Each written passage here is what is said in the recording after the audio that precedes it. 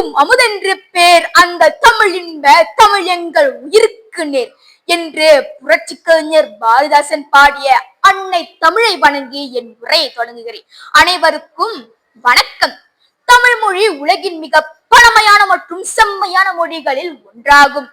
ஆயிரக்கணக்கான ஆண்டுகளாக வரலாற்றை தாங்கி நிற்கும் மொழி தமிழ். உலகில் பல மொழிகள் தோன்றி மறைந்தாலும் தமிழ் இன்னும் உயிருடன் வாழ்ந்து கொண்டு இருக்கிறது என்பது அதன் மிக பெரிய பெருமையாகும். தமிழ் மொழி இலக்கியம் வளம் மிகுந்த மொழியாகும்.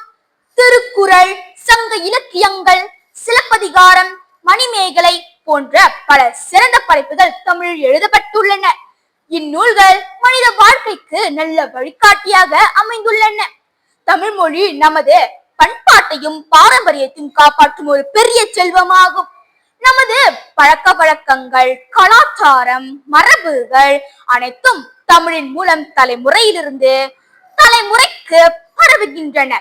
தமிழ் ஒரு மொழி மட்டுமல்ல, அது நமது அடையாளமும் பெருமையும் ஆகும்.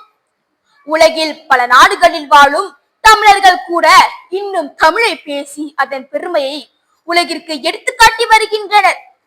எனவே தமிழர்களாகி நாம் தமிழை மதித்து, நேசித்து, பாதுகாத்து வளர்க்க வேண்டும். நமது தினசரி வாழ்க்கையில் தமிழையும் பயன்படுத்த வேண்டும். இறுதியாக என் உரையை முடிப்பதற்கு முன்பு ஒரு அழகான வரியை கூற விரும்புகிறேன். தமிழ் வாழ்க, தமிழ் வளர்க, தமிழர் பண்பாடு என்றும் நிலைக்க. இந்த இனிய பயணத்தில் என்னுடன் இணைந்தமைக்கு மிக்க மகிழ்ச்சி. நன்றி, வணக்கம்.